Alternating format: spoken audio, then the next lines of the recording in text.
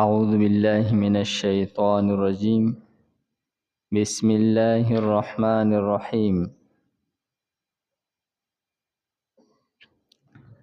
الذين ينفقون أموالهم بالليل والنهار سرا وعلانية فلهم أجرهم عند ربهم ولا خوف عليهم ولا هم يحزنون.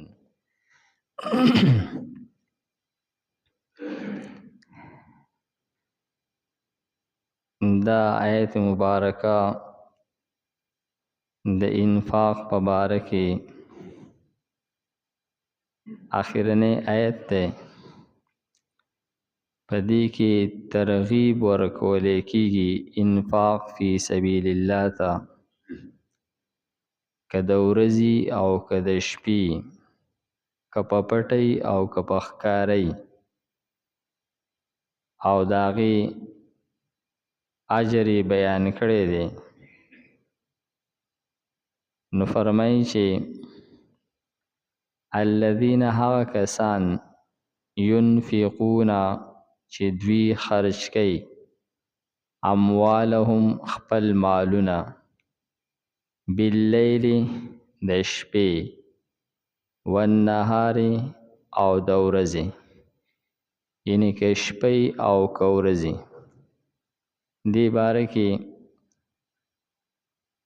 مفسرینو د دې په شان ورود کې د حضرت ابوبکر صدیق رضی الله تعالی عنہ واقعه ذکر کړې ده چې هغوی 40 دیناره د الله تعالی د رضا دپاره خرج کړل، 10 دیناره د ورځې او 10 دیناره د شپې، 10 دیناره په پټه او 10 دیناره په ښکاره. نو فرمایي چې دا د هغې په باره کې نازل شولو چې هغه خلک چې خپل مالونه خرج کوي د شپې او د ورځې په پټه او په ښکاره، سرا په پټه وعلانیتا او په ښکاره، یعنی هر څنګه چې خرج کوي. په دې کې نه د وخت څه تعین شته دی او نه د پټ او د ښکاره څه تعین شته دی. البته که یو سړی ښکاره صدقه کوي او د خپل نیت نشي صفا کولی، نو په پټه بیا کول زیات درست دی. البته که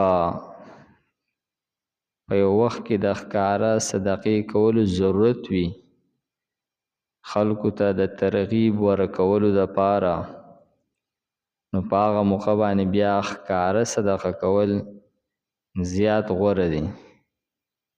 فلهم اجرهم، نو د دوی دپاره اجر دی د دوی، عند ربهم د خپل رب په نزد باندې، دوی ته به د دې اجر میلاویږي. ولا خوف علیهم، او نه به په دوی باندې سیره. د خوف راتلونکي وخت کې د څه خبرې نه یره کول ته خوف وی. نو دوی به د مرګ نه پس داسې څه مرحله نه چې د هغې نه به یریږي. ولا هم یحزنون، او نه به دوی غمجن وي. حزن دې ته ویلی کېږي چې په تیر شوي وخت کې داسې کارونه کړلی شوي، کمې پرېښودلی شوي چې پای پسې بیا سړی خفګان کوي. نو فرمایي چې چونکې دوی به د الله په لار کې خرج کړی دی، نو دوی ته به دا حزن نه وي چې په پلانۍ موقع باندې ما لاس رکاو کړی دی، پلاني ځای کې خرج کول پکار و ما نه دي خرج کړي، نو دغه خفګان به د دوی سره نه وي.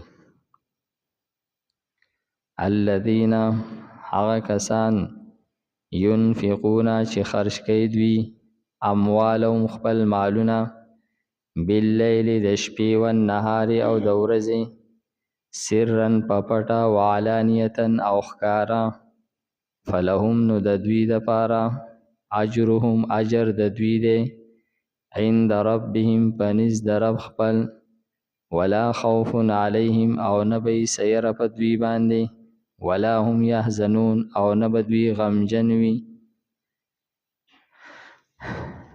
الحمد لله رب العالمين والعاقبة للمتقين والصلاة والسلام على خير خلقه محمد وآله وأصحابه أجمعين.